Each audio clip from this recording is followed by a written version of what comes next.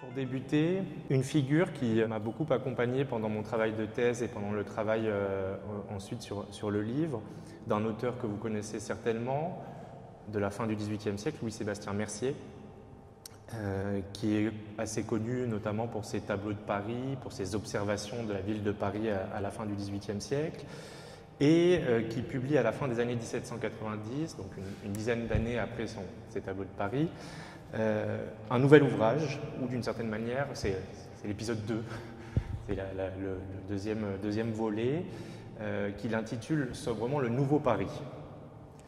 Et dans Le Nouveau Paris, Mercier revient, comme dans ses tableaux de Paris, sur l'affichage et sur les conséquences urbaines, politiques, socio-économiques de l'essor de l'affichage. Et pour commencer, j'aimerais mettre en miroir deux citations un peu longues, pardonnerez, deux citations de Mercier du Nouveau Paris, où il illustre assez bien toutes les contradictions et toutes les oppositions que formulent les contemporains par rapport à l'affichage et l'affichage politique.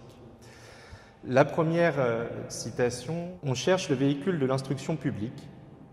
Il est dans les affiches. Le tout serait de les bien faire, c'est-à-dire d'en faire sortir le bien. C'est une bibliothèque instructive, permanente et toujours renouvelée. Ces imprimés habillent Paris à l'époque où ces lignes sont tracées, et l'on pourrait dire Paris affiche pour le distinguer par son costume le plus apparent des autres cités de l'univers. » Là, première observation, l'affiche est conçue pour Mercier comme un outil de savoir, un outil pédagogique, un moyen d'éduquer la population. Si je devais le résumer en une formule, il s'agit de faire du citadin un citoyen. Et lorsqu'il écrit ces lignes, l'auteur du Nouveau Paris pense notamment à l'affichage des lois, à l'affichage officiel et à l'affichage mis en place par les autorités au début de la Révolution française. Cependant, le Mercier de 1789 n'est plus du tout celui qui écrit le Nouveau Paris en 1797. Ce n'est plus le Mercier qui plaçait cet horizon d'attente, cet espoir dans ce nouveau média, en tout cas dans ce média qui se développe à la fin du siècle qu'est l'affiche. C'est quelqu'un qui a connu les violents affrontements politiques, et en particulier les affrontements politiques de la Convention. Et il en tire, toujours dans le Nouveau Paris, une autre vision de l'affichage qu'il nous livre dans cette citation. Je la lis avec vous. « À dater de l'époque où la première étincelle de la liberté apparut aux Français, des millions d'affiches bleues, violettes, jaunes et rouges, affichées à chaque heure du jour, devenaient autant de tribunes publiques qui attiraient des flots de peuple autour d'elles. Les murs parlaient, conseillaient le meurtre et le pillage, et jamais prédicateurs ne furent plus avidement écoutés, ni plus ponctuellement obéis. On vit à chaque pas des sentences de mort de 6 pieds de longueur couvrir les murailles et pendre comme des épées menaçantes sur les têtes. » Alors le contraste entre la bibliothèque instructive, toujours renouvelée, et la bibliothèque à ciel ouvert, et ces affiches assassines, en tout cas ces affiches qui conseillent le meurtre et le pillage, il est assez saisissant. On est loin donc des affiches conçues pour éclairer le plus grand nombre, et on voit sous la plume de Mercier apparaître une critique des médias et de la liberté d'expression qui est formulée dès les premières années de la Révolution française, une critique des excès du recours aux médias, une critique qui vise la multiplication des attaques injurieuses, des rumeurs et des fausses nouvelles dans l'espace médiatique révolutionnaire. Alors, j'ai dans mon livre fait par moments, notamment en conclusion, des parallèles possibles avec les réseaux sociaux contemporains.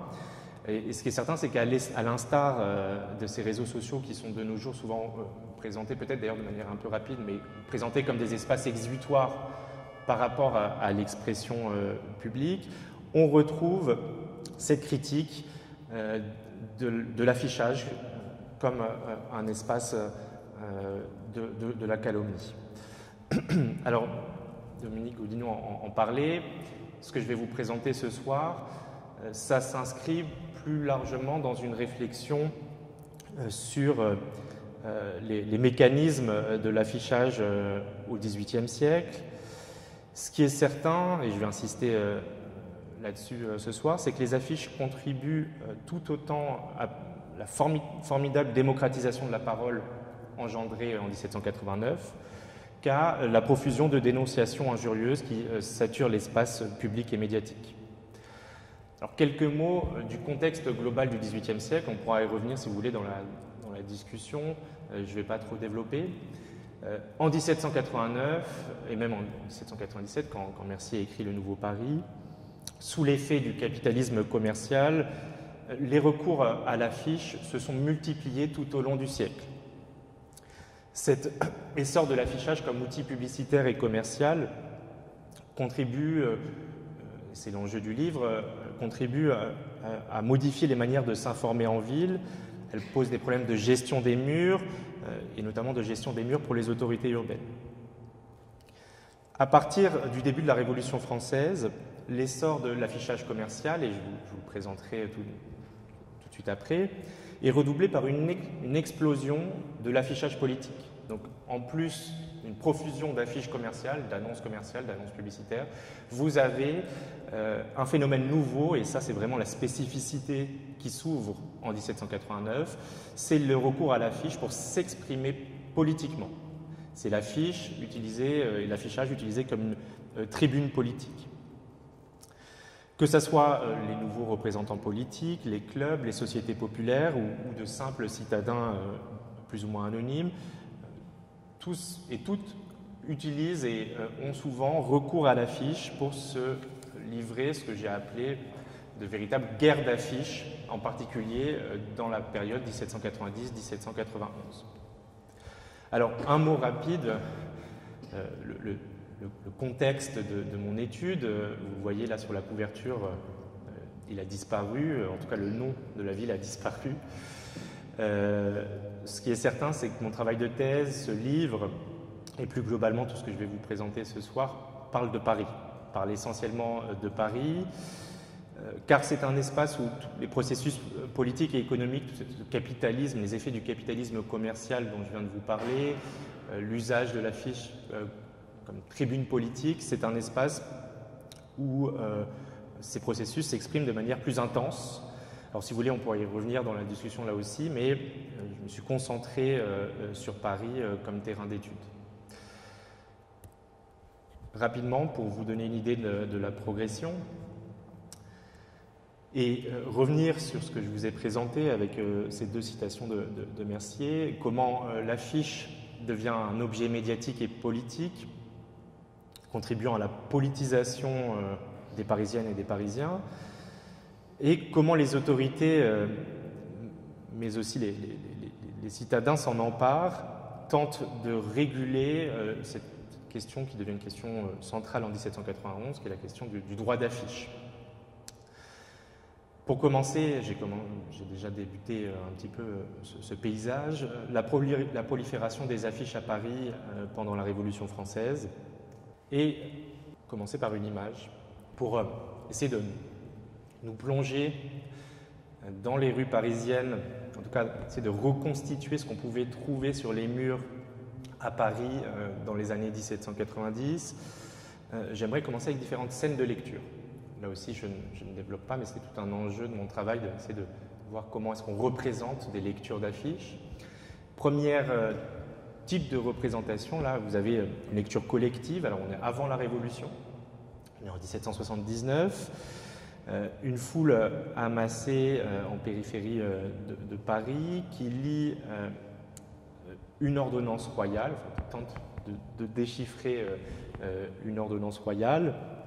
Ce qui permet de rappeler que c'est imprimé, on a cité le nom de Roger Chartier, la question des lectures collectives a intéressé les historiens et les historiennes des pratiques de lecture déjà avant ce travail, et les affiches, comme d'autres imprimés, sont lues collectivement au XVIIe, XVIIIe siècle.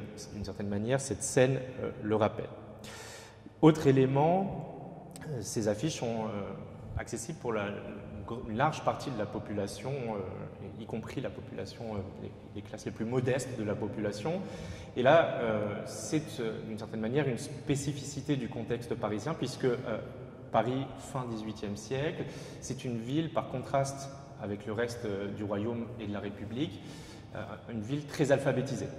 Une ville très alphabétisée où la population, on estime que c'est entre 70 et 90% de la population qui arrive à déchiffrer des imprimés. Et donc, de ce point de vue-là, ces affiches, elles sont lues où on arrive à retrouver quelqu'un qui peut nous les lire. Alors là, vous avez une scène de lecture collective. Ce qui m'a marqué, c'est que, là aussi je ne développe pas trop, mais c'est que les artistes, les peintres, les illustrateurs, et notamment de la période révolutionnaire, qui ont voulu montrer la lecture d'affiches, ont davantage préféré ce type de scène. Ce type de scène, une lecture qui n'est plus collective, mais qui est individuelle, qui semble indiquer la pratique d'une lecture silencieuse, assidue, approfondie de l'imprimé affiché. On est cette fois à l'orée de la Révolution, en 1789, un vieil homme qui déchiffre un édit du roi et une ordonnance de police à Paris.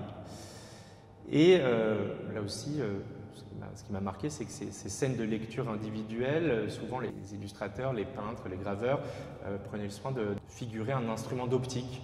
Là, vous avez un monocle, mais vous avez parfois des loupes. Vous avez, dans certaines caricatures, ils utilisent même des périscopes, enfin, des instruments d'optique pour déchiffrer ces affiches qui couvrent les murs depuis le 15e, 16e siècle. Quelles sont ces affiches? J'en ai déjà parlé. Ce sont des affiches officielles.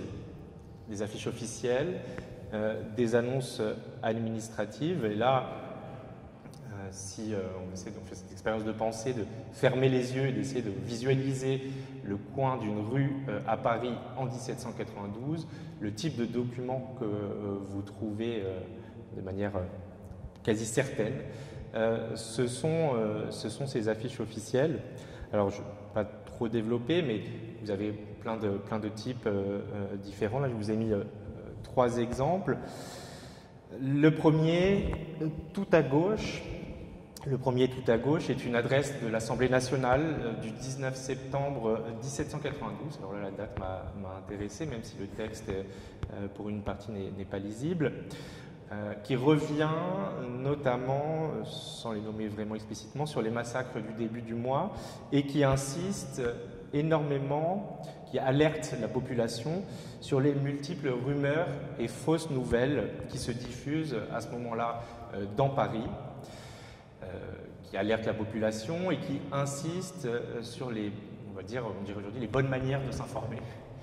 Les bonnes manières de s'informer, et vous vous en doutez, les bonnes manières de s'informer selon ce texte, selon cette adresse, c'est de consulter l'affichage officiel, l'affichage des autorités constituées. Autre exemple, là je passe au centre du PowerPoint, vous avez une loi, alors on est toujours en septembre 1792, entre le 10 août et le 21 septembre, le 20-21 septembre, une loi produite par l'Imprimerie nationale du Louvre sur l'organisation des élections législatives à venir. Et enfin, tout à droite, une affiche à la fois administrative mais à une forte connotation politique qui, elle, est produite en avril 1793 et qui liste toute une série de dons patriotiques qui sont réalisés par des assemblées, des clubs et des groupes sur le mois de mars-avril 1793. Donc vous avez compris l'idée, au niveau du type d'affiche assez diversifié, les autorités centrales, les autorités locales utilisent l'affichage officiel. C'est abondamment utilisé pour donner accès aux lois. Et là, de ce point de vue-là, les autorités révolutionnaires se placent dans la continuité de pratiques politiques et administratives d'Ancien Régime. puisque l'affichage de la loi répond notamment, je ne rentre pas dans les détails, mais à cette question importante pour les juristes, à quel moment la loi devient effective, à quel moment, quel est le T0 de la loi, à quel moment la loi devient effective. Et l'une de ces réponses, alors c'est plein de types différents, mais l'une de ces réponses, c'est que c'est le moment de l'affichage. Donc, premier élément, donner accès à la loi et marquer le T0 de la loi. Deuxième élément, améliorer la transparence du débat public et renforcer les liens entre les autorités constituées et les citoyens. Et enfin, troisième point, inculquer aux citoyens les valeurs défendues par le pouvoir. Et là, je vous renvoie à ce que je disais sur Mercier, c'est-à-dire l'usage pédagogique et didactique de ces affiches officielles pour instruire et inculquer les nouveaux principes de la Révolution. Alors, je passe rapidement, ça a été tout un aspect de mon travail, de travailler sur l'apparence graphique, les formes de ces affiches, et notamment de ces affiches officielles, et une citation d'un pamphlet anonyme de 1795, donc pré-Thermidor, qui nous rappelle un petit peu la citation de Mercier que j'ai donnée en introduction sur l'usage pédagogique de l'affichage officiel. Je la lis avec vous. « Le seul grand moyen en France de conduire le peuple, de former l'opinion, de ramener les esprits, de diriger la multitude était l'emploi des murs parlants. Des murs parlants en très grosses lettres, en très énergiques vérités, en très pittoresques idées. » Alors, ce qui m'a intéressé dans cette citation, au-delà de la métaphore qu'on a déjà vue chez Mercier, des murs qui parlent, des murs qui se mettent à parler à partir de 1789, cette vision des murs parlants, c'est une autre expression qui est assez récurrente, notamment sous la plume des typographes et des imprimeurs de la Révolution française, c'est l'expression grosses lettres, la révolution des grosses lettres, avec, là aussi je ne développe pas, tout un travail qui est fait tout au long du XVIIIe siècle, pas qu'en France d'ailleurs, qui s'accélère pendant la Révolution française pour essayer de concevoir des formes graphiques qui seraient adaptées à certains types d'affiches, et notamment aux affiches de loi, aux affiches officielles. Avec comme idée, comme horizon pour ces imprimeurs, pour ces typographes, qui réfléchissent, on parlerait aujourd'hui de design graphique, qui réfléchissent à la forme de ces affiches. L'idée, c'est comment arriver à se démarquer sur les murs d'une ville et de villes qui sont de plus en plus saturées d'imprimés, de plus en plus marquées par d'autres types d'imprimés. Je ne développe pas trop. Justement, si je vous montre rapidement ces autres imprimés, ces autres types d'affiches qui concurrencent dans les années 1790 l'affichage officiel, l'affichage des lois, l'affichage des autorités constituées, et qui d'une certaine manière mettent en échec cet horizon d'attente des élites intellectuelles et politiques comme Mercier qui faisait de l'affiche la bibliothèque, le livre à ciel ouvert, la bibliothèque à ciel ouvert. Ce qui met en échec cet horizon d'attente, c'est la prolifération, ça existait déjà avant la Révolution, ça continue à être diffusé pendant la Révolution, la prolifération d'annonces de particuliers. Je ne développe pas des annonces de cours, des annonces d'objets trouvés, d'objets perdus. Très important aussi, à partir du milieu du XVIIIe siècle et jusqu'aux premières décennies du XIXe, après ça disparaît, des annonces mortuaires, des placards de décès qui sont parfois diffusés dans les quartiers et qui annoncent les cérémonies funéraires à venir. À côté de ces annonces de particuliers, des affiches commerciales, des annonces de publication, et là, avec la suppression des contraintes des corporations et l'essor de nouvelles pratiques de consommation, vous avez de plus en plus d'affiches commerciales qui sont publiées. Je vous ai mis 3 exemples. À gauche, vous avez une annonce de publication pour un essai d'Albert Aîné, que je ne connaissais pas avant de découvrir l'affiche, mais on est à la 3e édition de son essai sur le divorce, favorable donc à l'introduction du divorce. Vous avez au milieu l'annonce d'un nouveau journal, du Bulletin des Amis de la Vérité, et à droite une affiche. Alors, si vous avez vu l'exposition dont on parlait tout à l'heure, La Révolution s'affiche, vous l'avez peut-être déjà vue. Vous avez d'ailleurs peut-être déjà vu plein de documents que je vous ai montrés. Si vous voulez, on pourra discuter des archives, des fonds d'archives plus tard. Une affiche donc tout à droite. Plus de rois, de dames, de valets, le génie, la liberté, l'égalité les remplacent, la loi au-dessus d'eux.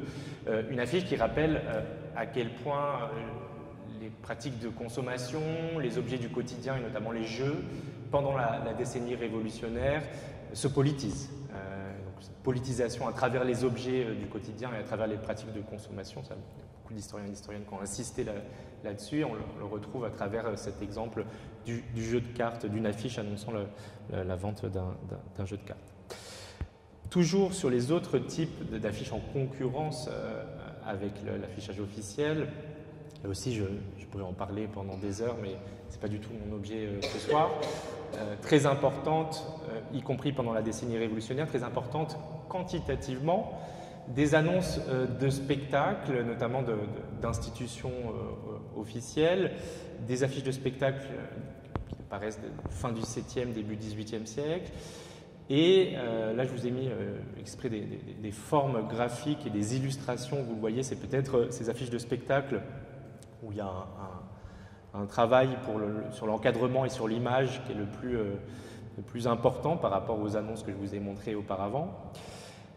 Des annonces de spectacles. Alors, la citation, l'ouvrage dans Paris qui est le plus universellement lu, c'est un écrivain, un philosophe des Lumières amateurs des jeux de mots, Caraccioli, que vous connaissez peut-être, et qui fait de ces affiches de spectacle dans le Paris des Lumières où tout le monde a l'appétit de la lecture, aime lire l'ouvrage le plus universellement lu. Alors ça, ce sont des documents qui sont en concurrence, mais je l'ai déjà dit, et je vais maintenant revenir à une question de politique, d'affichage politique. Ce qui change et ce qui s'ajoute d'une certaine manière, et donc là vous voyez à quel point, d'une certaine manière, les murs de Paris à la fin du XVIIIe siècle nous sont proches dans le sens où on commence à avoir cet état de saturation des imprimés, des types d'imprimés qui sont visibles. En tout cas, une concurrence de plus en plus accrue pour les murs et pour être visible sur les murs. Ce qui apparaît et se multiplie à partir de 1789, ce sont ces tribunes politiques, ces affiches politiques. Là aussi, je vous ai mis une série d'exemples. Alors, j'ai dit que je ne parlais que de Paris, c'est un exemple de citoyen de Metz. Alors, si je vous l'ai mise, vous en doutez, c'est cette très belle technique que certains imprimeurs utilisent pour se démarquer, qui consiste à peindre affiche par affiche, à peindre l'affiche. Vous avez comme ça, dans le fond des affiches conservées à l'Assemblée nationale, certaines affiches peintes. Donc, un discours de citoyens de Metz, et au centre et à droite, deux affiches produites par des sectionnaires parisiens, que ce soit individuellement ou en tant que collectif. Alors, la multiplication de ces affiches politiques, je ne l'ai pas dit, mais c'est d'évidence, mais elle doit être réinscrite dans un contexte plus large en 1789, d'abolition des cadres de la censure d'Ancien Régime, et le symbole souvent mis en avant, point de réflexion mis en avant par les contemporains et puis par les historiens et historiennes qui réfléchissent à la presse, à l'espace médiatique pendant la Révolution française et à la question de l'espace des médias pendant la Révolution française. C'est l'article 11 de la Déclaration des droits de l'homme et du citoyen, proclamant une liberté d'expression encadrée par la loi, avec toute une série de moments, de discussions, de débats, justement pour préciser cette fin de l'article 11 dans les cas déterminés par la loi. Et ce que je vais vous présenter ce soir, c'est un peu, si vous voulez, la version affichage. Mais vous avez d'autres historiens et historiennes qui ont travaillé sur la presse notamment, et sur la question des évolutions de la liberté d'expression rapportée à la presse. Alors, on va pas citer trop de noms, mais vous connaissez peut-être le travail de Jeremy Popkin sur la presse pendant la Révolution. J'ai pas mis la couverture de son ouvrage, j'aurais dû, mais il y a le travail de Charles Walton sur la question de la liberté d'expression et ses limites pendant la Révolution française. Il s'intéresse beaucoup, Charles Walton, aux journaux, aux libelles diffusés sous forme de brochures, un peu moins aux affiches. Ce qui est certain, c'est que vous avez, avec la décennie révolutionnaire, dans l'histoire de l'information et de la communication politique, de nouvelles pratiques qui apparaissent, qui s'intensifient.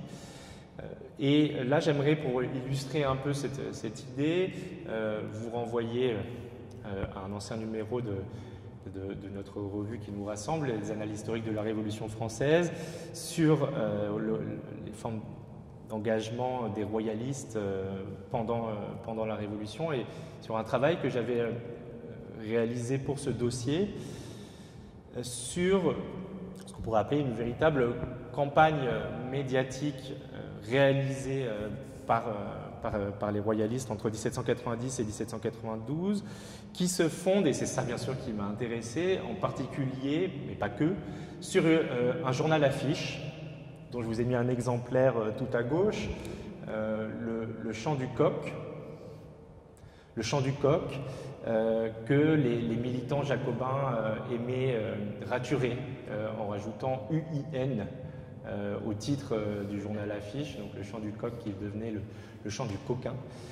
Et ce journal affiche, ce qui m'a frappé, ce qui m'a marqué, c'est le nombre d'exemplaires qui ont été produits entre 1790 et 1792.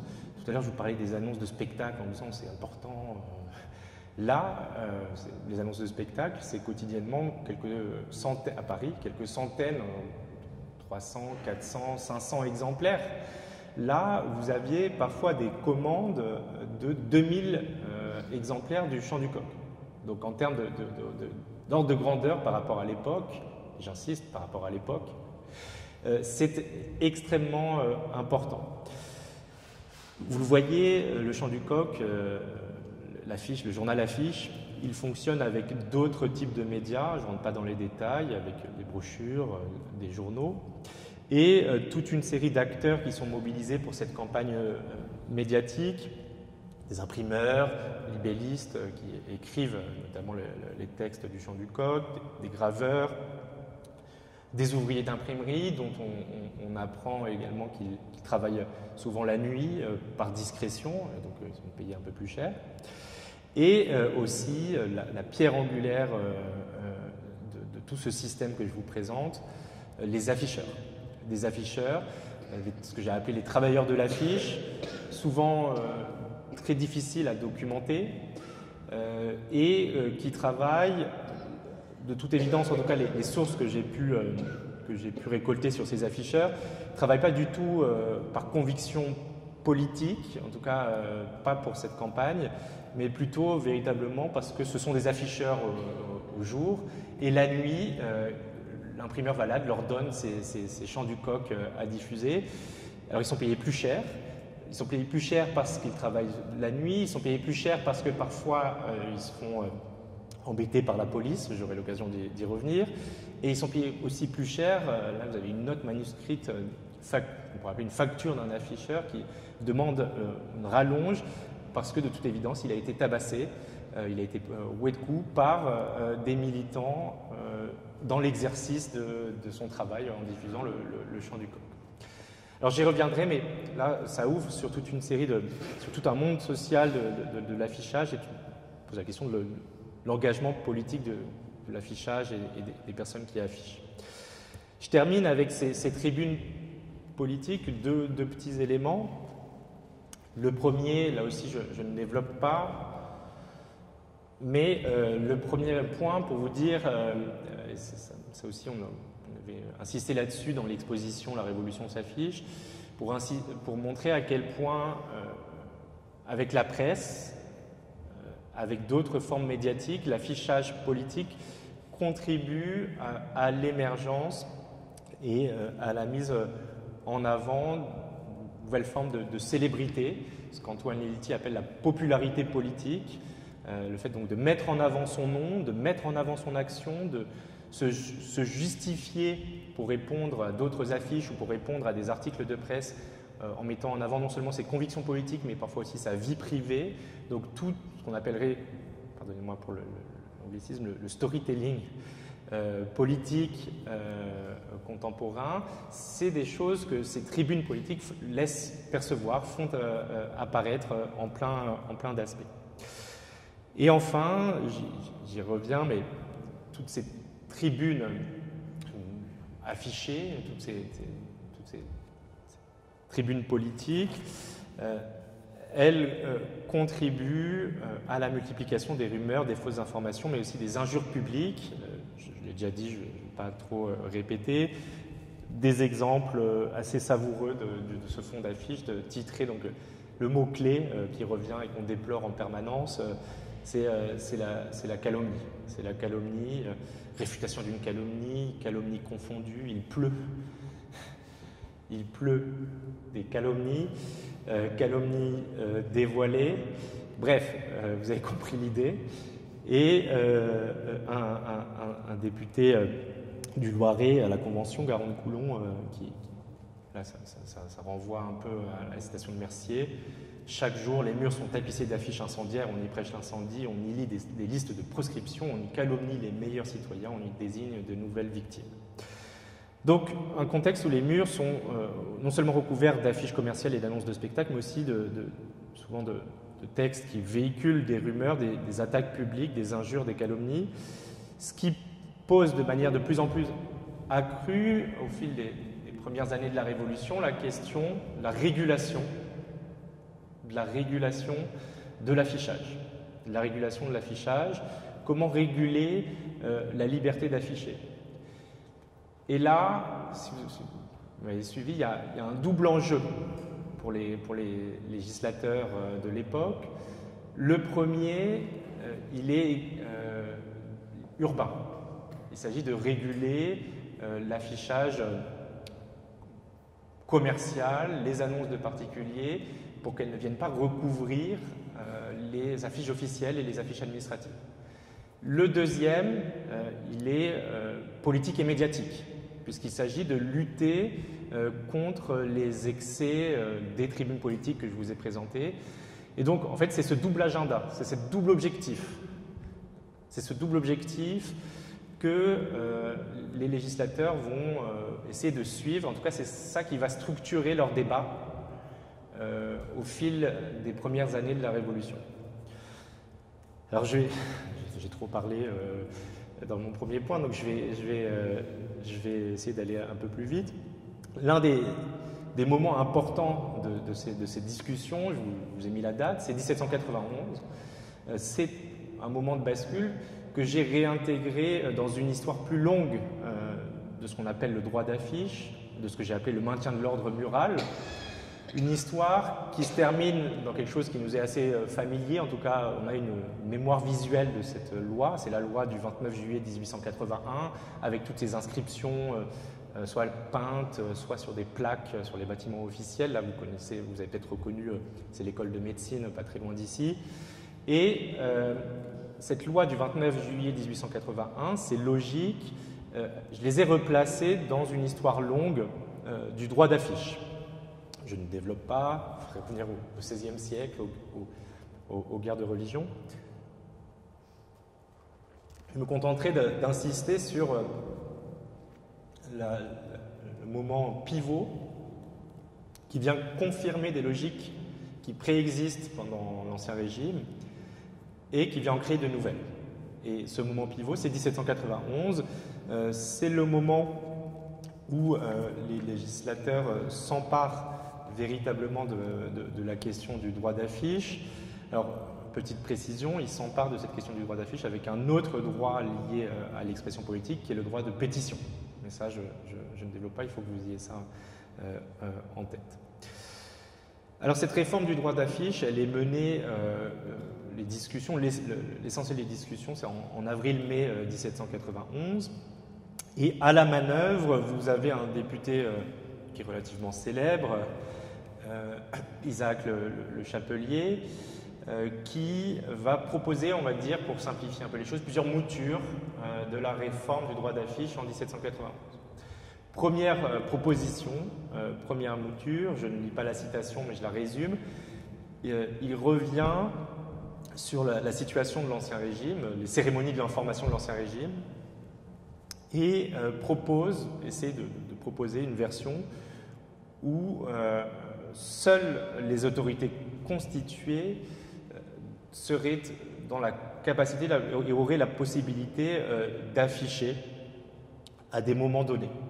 Donc vous avez ce fantasme-là dans l'Ancien Régime d'arriver à contrôler totalement les murs et à nettoyer régulièrement les murs de telle manière à ce qu'on ne puisse que voir, lire et observer les affiches officielles. Alors bien sûr, c'est le texte de base, il est critiqué, notamment on insiste sur le fait qu'il est impossible à mettre en œuvre, on insiste aussi sur le fait qu'il est extrêmement liberticide du point de vue de l'expression publique et de l'expression politique. Et pour aller très vite, la conclusion de Le Chapelier, c'est se concentrer, replier la surveillance des murs sur des espaces dédiés aux actes de l'autorité publique. Et donc là, vous voyez, on commence à voir la logique de 1881, de la loi de 1881. Je lis ça, c'est la fin de son discours. Nous pensons qu'il doit y avoir un lieu exclusivement consacré à l'affiche des actes de l'autorité publique. Il serait dangereux de confondre les lois avec des avis nullement obligatoires et qui ne sont que de simples indications. Alors, cette réforme de 1791, elle provoque, alors qu'elle est encore en cours et que les discussions sont encore en cours, toute une série d'oppositions, de textes qui viennent s'opposer aux propositions de Le Chapelier. Je vous ai mis deux exemples de textes qui s'y opposent. Le premier, un exemple, c'est une brochure du Club des Cordeliers qui, et là c'est intéressant, qui part de l'article 11 des DHC, qui revient en fait sur la Déclaration des droits de l'homme et des citoyens et qui la rime à la question d'une liberté absolue de l'affichage politique, la possibilité d'afficher en fait ses opinions politiques. Et ce qui est intéressant aussi, c'est que ce texte des Cordeliers associe la restriction du droit d'affiche à un point de vue social. Et là, j'utilise les deux expressions qui sont utilisées dans le texte. C'est donc une restriction du droit d'affiche qui se ferait au détriment, je cite, de la classe indigente du peuple, alors opposée aux gens opulents. Donc, pour le reformuler d'une certaine manière, empêcher la population d'afficher, c'est empêcher le plus grand nombre, la classe indigente du peuple, de s'exprimer politiquement, là où, je cite encore l'expression du texte, c'est pas de moi, les gens opulents auraient la possibilité de s'exprimer politiquement et publiquement dans d'autres médias tels que les livres, tels que les journaux et tels que les brochures. L'autre exemple, je ne développe pas trop, mais c'est un texte de la Société fraternelle des patriotes des deux sexes, qui est encore plus radical que le texte du Club des Cordeliers, qui est diffusé à plusieurs milliers d'exemplaires dans les départements, qui est envoyé, et qui insiste sur peut-être les moyens de diffusion des opinions, qui insiste en fait sur l'affichage comme une manière assez accessible pour le plus grand nombre, puisque ça coûte peu cher de faire des affiches pour s'exprimer politiquement. Je ne développe pas. Alors, cette réforme du droit d'affiche en 1791, je l'ai dit, elle a deux logiques, elle aboutit sur deux choses. La première, c'est qu'elle désigne des espaces réservés aux autorités, et des bâtiments, des édifices, des espaces vraiment dédiés à l'affichage officiel où l'action policière va être plus importante, et je vais y venir. Parce que ce qui préside aussi à l'activité des législateurs, c'est aussi ces problèmes de RH. Il faut des policiers pour surveiller les murs et pour arracher ce qui recouvre l'affichage officiel. Et l'autre élément que la réforme va mettre en avant, c'est mettre au point des marques visuelles pour distinguer l'affichage officiel de l'affichage privé. Alors, plusieurs choses au niveau de ces marques visuelles, pour aller vite. La première, c'est la couleur de l'affiche. Ça, c'est en général connu. On associe cette réforme de 1791 à la prééminence du blanc, du papier blanc pour l'affichage officiel, là où tout ce qui ne sera pas officiel devra être imprimé sur du papier de couleur. Alors, ce qui est certain, c'est quand vous consultez les fonds d'affiches de la période révolutionnaire, ce principe théorique, il a été très peu, relativement peu suivi. Mais en tout cas, il y a ce souci-là de distinguer visuellement l'officiel du privé au sens large du terme. L'autre élément, c'est qu'on va essayer et notamment pour se distinguer des tribunes politiques, de réserver certains titres et certaines formulation de titres à l'affichage officiel. Et là, tout ce qui est arrêté, délibération par exemple, tout ça, ce n'est pas possible en théorie de le faire figurer sur des affiches de clubs, de sociétés politiques, d'individus.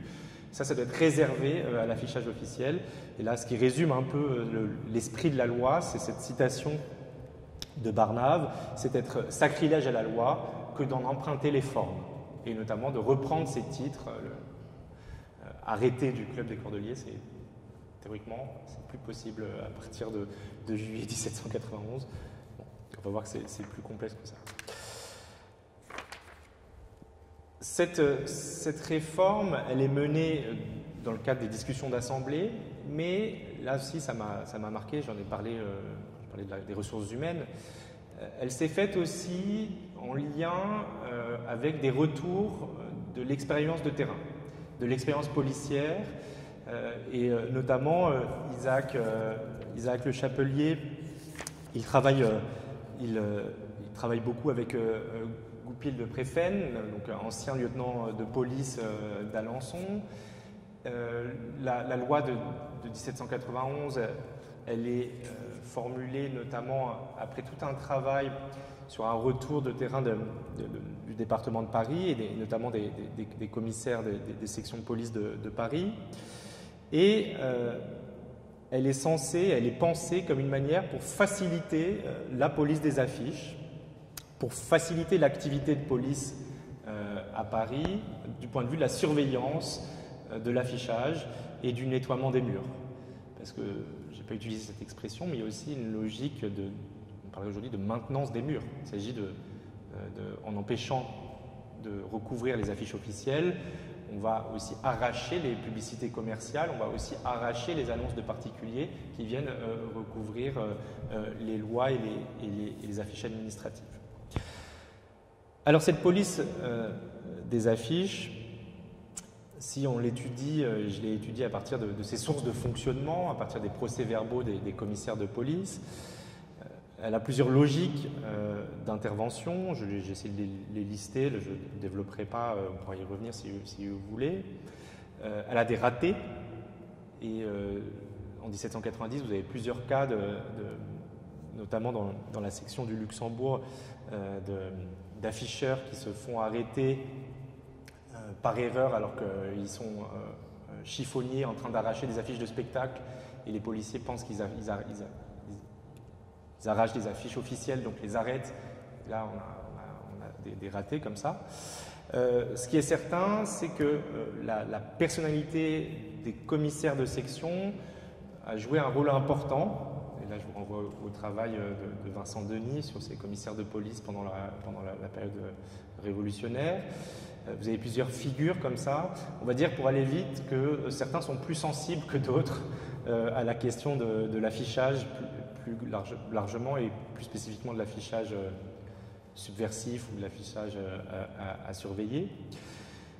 Vous avez un exemple ici, c'est dans la section du Luxembourg, un commissaire en poste en 1792 qui s'appelle Joachim Serra, et qui lui essaye, tant bien que mal, de faire respecter la loi qui oblige et qui interdit les imprimeurs de faire des affiches privées en papier blanc.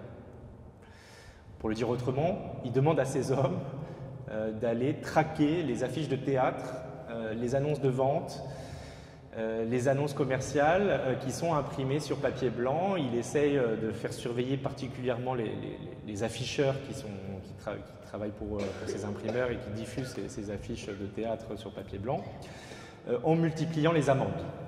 Il essaie de multiplier les amendes. Alors, à sa décharge, vous avez en 1792 plusieurs arrêtés qui viennent rappeler la loi.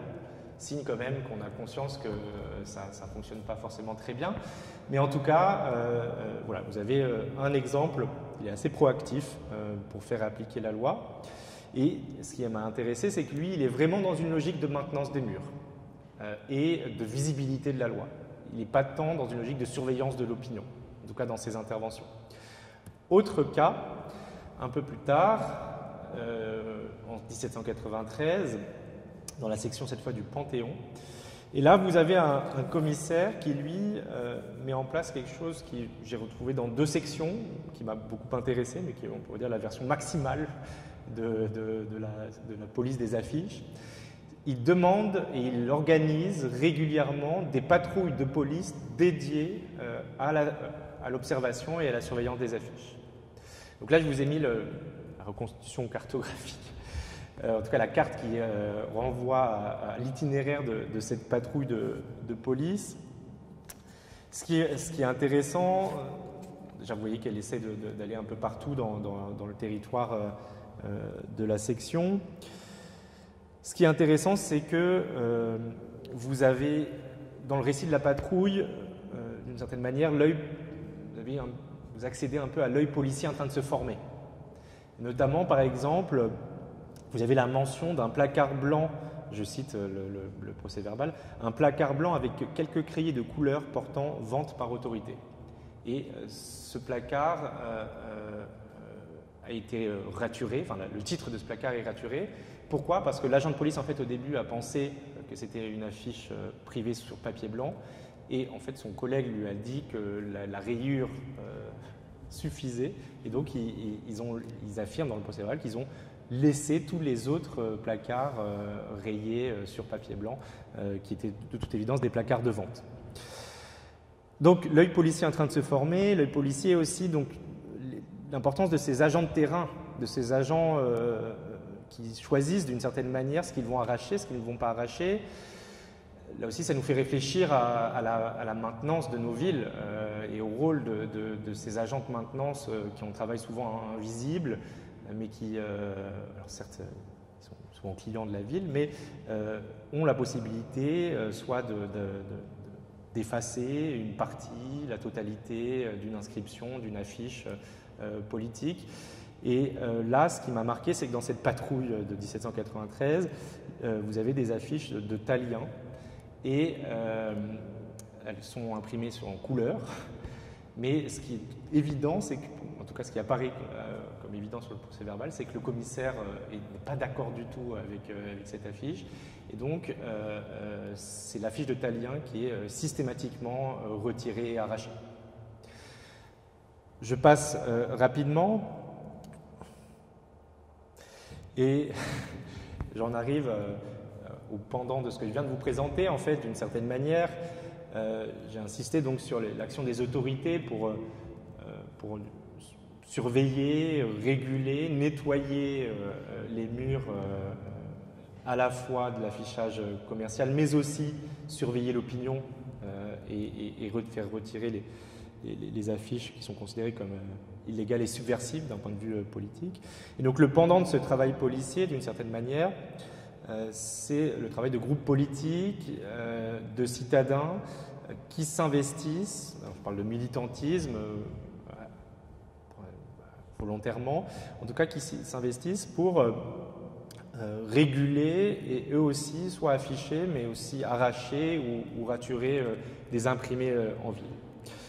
Alors, je passe assez rapidement parce que j'ai trop parlé sur les éléments précédents, mais vous avez une profusion, notamment dans les sources de police, d'actions militantes qui, pour moi aussi, sont une forme d'implication politique nouvelle qui consiste non seulement à afficher politiquement son point de vue, mais aussi à arracher l'affiche de son opposant politique, une pratique qui nous est assez familière et qui pour moi inaugurée à grande échelle à Paris pendant la Révolution française, en tout cas dans les villes de la Révolution française. Et dans ces procès-verbaux de police, on retrouve d'une certaine manière l'engagement et l'implication de ces militants plus ou moins anonymes. Un cas sur lequel je vais m'arrêter, une longue citation d'un procès verbal de police. On est en juillet 1791, on est plus précisément le 17 juillet 1791, vous connaissez la chronologie de la Révolution, au moment où Lafayette va réprimer ce rassemblement sur le champ de Mars et par la suite d'ailleurs faire afficher la loi martiale. On est dans le bureau du commissaire de la section du Louvre à 8h du matin, donc avant la scène sur le champ de Mars. Et on a 6 hommes qui rentrent dans le bureau du commissaire, dont un qui est tenu par le col. Les 5 autres déposent des lambeaux d'affiches sur le bureau du greffier et affirment qu'ils l'ont arrêté parce qu'il était en train d'arracher une affiche du département qui était affichée dans le territoire de la section. Et ensuite, interrogatoire. On peut le lire ensemble, finir sur cette source de police. Alors on apprend très vite que la personne arrêtée s'appelle Claude Gros. Il est élève en pharmacie, il habite rue Dauphine, il a 21 ans, et il est originaire de Chalon-sur-Saône. Il est venu pour le travail à Paris. Et après cette petite présentation, voilà ce qu'il répond au commissaire lorsqu'il lui pose les questions sur son engagement, sur son geste et sur l'arrachage. À lui demander s'il a réellement déchiré une affiche apposée de la part du département à l'endroit indiqué. A répondu qu'il n'a pas réellement déchiré la dite affiche, mais qu'ayant mis le doigt dessus, étant trop fraîche, elle s'est déchirée. À lui demander s'il n'a pas été excité par quelqu'un pour déchirer la dite affiche et qu'est-ce qui a pu l'y déterminer. A répondu qu'ayant entendu plusieurs particuliers dire qu'il fallait supprimer le mot « roi » qui était dans la dite affiche, qu'il a mis le doigt dessus, qu'elle était si fraîche, s'est déchirée, mais qu'il n'est excité par personne. À lui observer qu'il paraissait qu'il était disposé à nettoyer les murs de la royauté, puisque, notez l'expression, nettoyer les murs de la royauté, puisque l'on observait qu'il a roué dessus les boutons de son habit, le mot « roi », a répondu que c'est le jour du départ du roi qu'on l'a contraint à le faire. Alors, quelques mots, déjà, sous la question du commissaire, c'est évident qu'on voit qu'il conçoit l'affichage, l'arrachage comme un geste politique, la manifestation de lutte politique par d'autres moyens. Autre élément intéressant, ce que je ne développe pas, mais c'est l'intervention des passants qui l'ont arrêté et qui l'ont emmené auprès du bureau du commissaire. Et bien sûr, la dégradation répétée du symbole, du mot du roi. On est quelques semaines après le départ précipité de Louis XVI, et là je vous renvoie aux travaux de Timothy Taquet ou de Guillaume Mazot sur ce moment d'iconoclasme qui a provoqué la fuite du roi, puis son arrestation à Varennes, notamment à Paris. Et donc là, on a d'une certaine manière un écho de ça, lorsqu'on voit ces boutons où il a enlevé les symboles de la monarchie. Et ce qui est intéressant dans cette affaire également, c'est qu'elle permet de préciser, et dans toutes les affaires d'arrachage que j'ai mis en série dans les procès-verbaux des commissaires de police, elle permet de préciser les contours de cette foule actrice de la Révolution dans les rues, chère à Georges Lefebvre ou à Albert Soboul. Vous avez des groupes, l'action de groupes politiques qui se détachent, des individus qui se distinguent et des personnalités qui se justifient, même si ces sources de police, vous l'avez remarqué avec cet exemple, c'est jamais eux qui ont véritablement arraché l'affiche. Alors je passe rapidement, parce que j'ai plus le temps, je voulais vous parler un petit peu du profil social de ces arracheurs d'affiches, de ces militants C'est essentiellement des hommes jeunes, pour une grande partie qui ne viennent pas de Paris et qui se politisent, notamment à travers ces arrachages d'affiches. Je passe rapidement aussi sur les arrestations pour arrachage et comment réagissent les commissaires. Ça c'est aussi intéressant, mais quand même une grande latitude, puisque la plupart de ces arracheurs sont libérés après interrogatoire et parfois après paiement d'une amende. Et je termine sur une pratique qui m'a particulièrement marqué, qui s'affirme notamment en juin-juillet 1791, mais qu'on revoit aussi beaucoup apparaître en janvier 1793, au moment du procès du roi et après son exécution, que j'ai appelé des veilles militantes, pour empêcher l'arrachage de certaines affiches. Ces veilles militantes, elles sont observables dans les procès-verbaux de police, même si, au premier abord, personne ne se connaît, personne ne s'est jamais vu, personne ne s'est jamais parlé, mais bon, on se rend compte qu'ils habitent dans le même immeuble et qu'ils vont au même club politique, et bref, et qu'ils ont la même carte de club sur eux. Et ce qui est certain, c'est qu'on voit ces pratiques opérer, et elles sont aussi représentées. Alors là, justement, je quitte le contexte parisien pour terminer. On est à Bruxelles. On est à Bruxelles dans le contexte donc de circulation non seulement des idées, mais des pratiques révolutionnaires. Et vous avez sur cette image volontairement une intervention de deux citadins pour empêcher l'arrachage. Ce qui m'a marqué dans cette image, bien sûr, c'est les contrastes sociaux et politiques évidents qu'elle met en avant. L'épée contre l'échelle et le pot, la tricorne contre la coiffe, l'aristocrate seul et acculé, opposé à la coordination d'un militant et d'une militante des classes populaires. Je vous remercie pour votre attention et je termine sur cet exemple. Merci beaucoup.